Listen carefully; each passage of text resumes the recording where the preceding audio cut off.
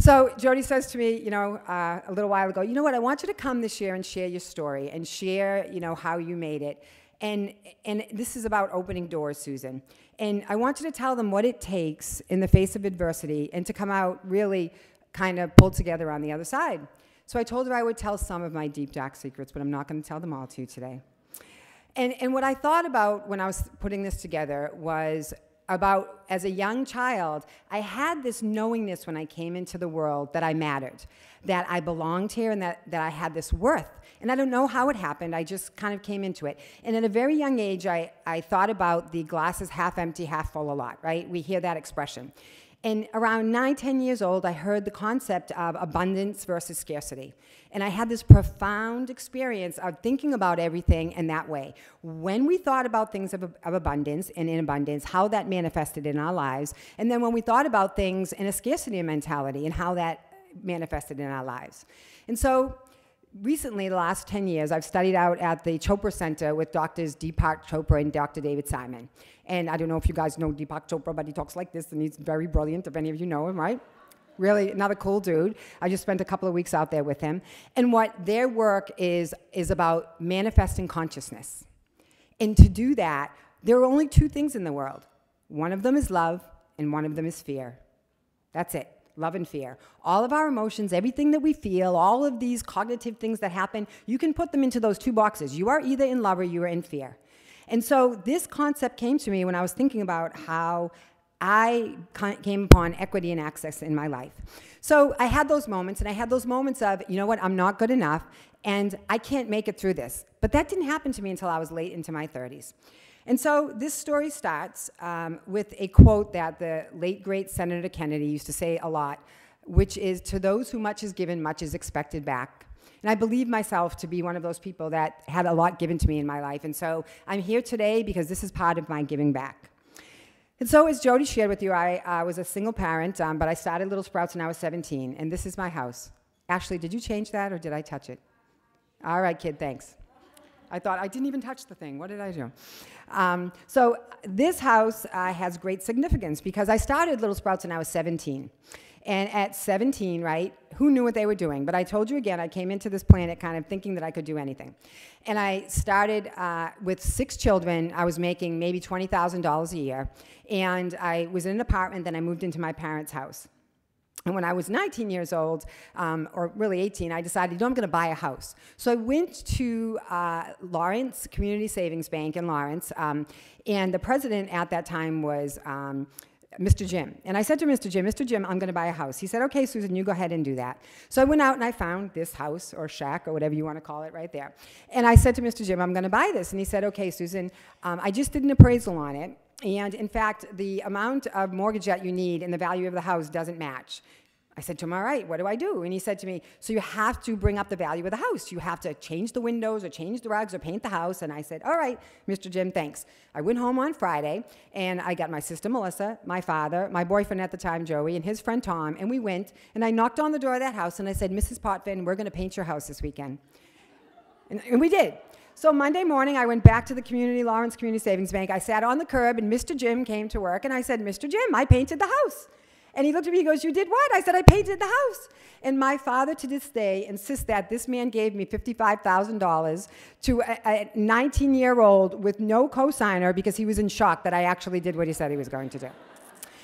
And so then I had to pay the mortgage. And the significance of the SpaghettiOs is that I was so broke for 6 months, all I could afford to eat was SpaghettiOs. And I have this vivid memory of eating SpaghettiOs that were 5 for $1, no meatballs, because I couldn't afford it. And I said to myself, Susan, someday you will get SpaghettiOs with meatballs. And at our 25th anniversary 5 years ago, my team put together a sculpture of SpaghettiOs and meatballs in 25 cans, and that was my knowingness that I had made it, because I could now have meatballs. And so I worked at Little Sprouts, and I opened up a school here with my friend Donna. And Donna's on the next slide. And Donna and I, do you want me to change that? There we are. There's my friend Donna. Okay. So Donna and I worked together 5 or 6 years at Little Sprouts, running and operating Little Sprouts. Donna and I met back in high school at Methuen High, and Donna came from the public schools and was very street smart, and I came from the Catholic schools, and I was not so street smart. So we have been best friends for a very long time. And when we were in algebra class together, I used to do Donna's homework for her. And come to find out, many years later, the reason why Donna and I were such good friends was because Donna couldn't do algebra and I could. I didn't know that then. So move fast forward, and Donna and I now are, seniors in high school together. We're going to get our licenses, and we're working together at the Arlington Trust Bank back down in Lawrence. So we go to driver's ed school, and she goes out and does her on the roads, and I go out and do mine. And I decide, I don't really want to drive. And so this nice old man, Sam, took me out to do my on the roads. And I said, you know what, Sam, I don't really want to drive. Let's just drive around Methuen and Lawrence, and I'm not going to drive, and we'll talk. And so Sam was 55 years old. He said, fine, Susan. So I go to get my license, and Donna goes to get her license. And Donna could drive a Mack truck and back it up into, anything sideways, backwards, and sideways, because she was such an amazing driver. I, on the other hand, as Sam told me, he said to me, Susan, you're not going to get your license. And I said, why? He said, you don't know how to drive. And I said to him, but Sam, what are we going to do? He said to me, I know the licensing agent that's going to do this. He said to me, when you take your test, smile at him and kiss him on the cheek, and he'll give you your license. So I did, and I got it, okay? So I go home, and I take my father's Buick station wagon. I drive it through the garage door, no lie, and I drive to work at the Arlington Trust Bank. And I'm sitting in the parking lot sobbing my heart out. And my friend Donna comes over after she parks her really big car and says, Susan, what's the matter? And I say to her, Donna, I can't park the car. I don't know how to park. I can't drive.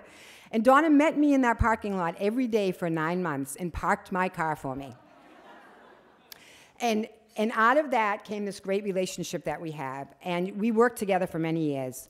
Move it fast forward, okay? She leaves and starts and does her own family daycare home. I continue growing the business, and we get married, both of us. We marry 2 men that are friends of each other. That's another story.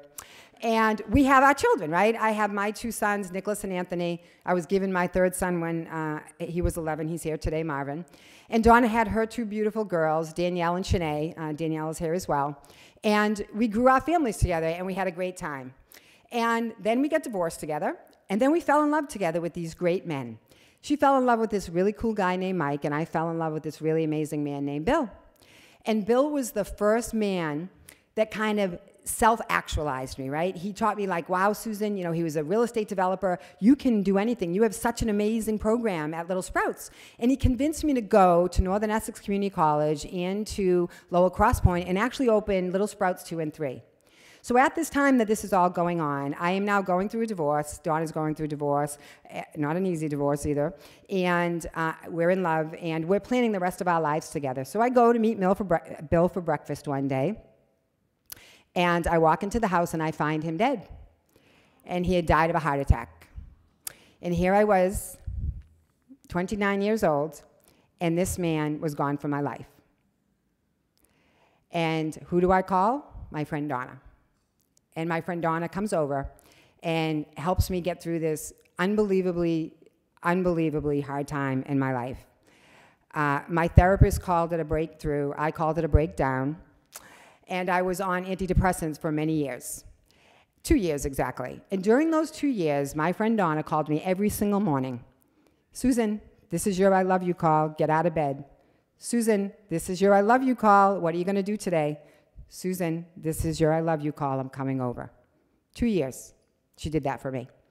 And I think today as I stand here, why I'm here is because of those I love you calls.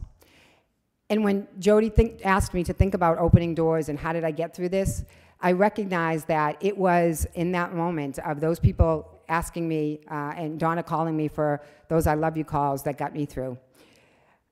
There are moments in life that you wonder why things happened. And a little more than a year ago, my friend Donna passed away as well. And so as I continue to grow as a human being, the greatest gift that she could have ever left me, besides her 2 daughters, Shanae and Danielle, and her son-in-law, John, she left me with this imprint on my heart of these I love you calls, that it matters, this connection and this moment that we take to make sure that we are acknowledging people in their worth and their value. And we're here today because of those things, because of love, and because of fear as well.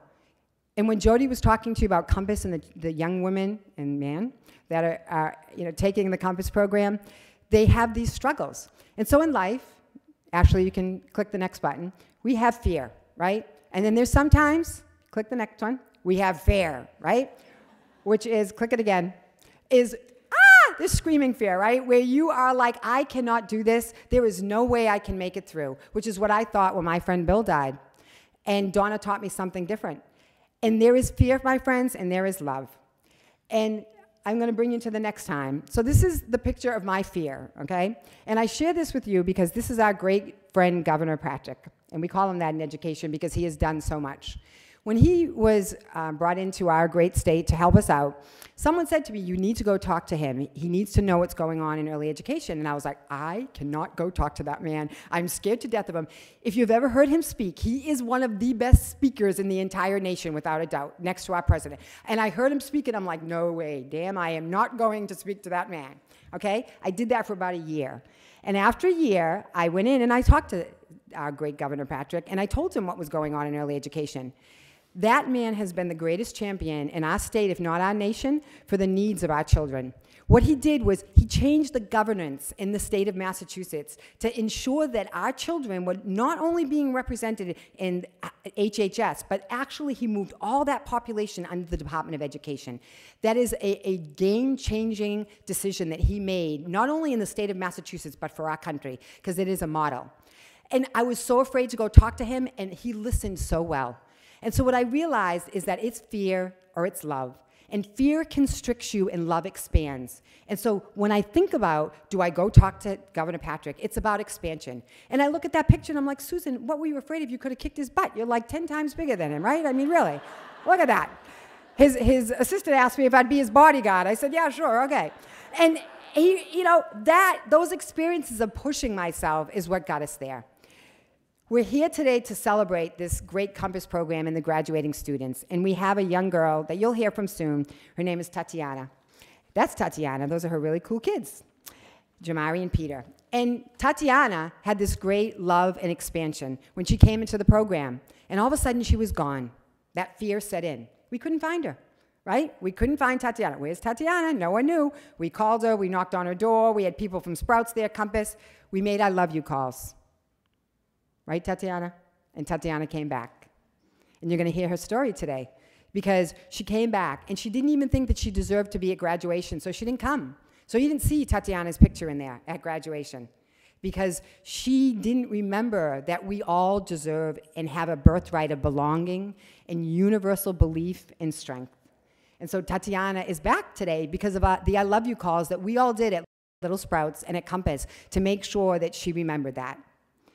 There is a great power in connection, and there is a great ability of my life's work that I call, it's about connecting what's in your head with what's in your heart and making sure it comes out of your mouth, right?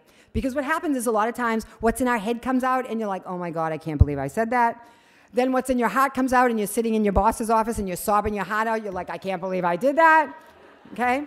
So our work as human beings, and in my world, is about taking the head and the heart and making sure that it is expressed out of the mouth through love and language. Back to that, to those who much is given, much is expected back. This year, for Little Sprouts, and click the next one, Ash, we won really 3 cool awards. We won the BBJ Pacesetters Awards for fastest growing company 3 years in a row, Little Sprouts did. We were on the top 100 women-led business list in Boston. And we also won this award for the Greater Boston Small Business of the Year Chamber of Commerce. And I look at that headline, and it is probably one of the proudest moments of my life.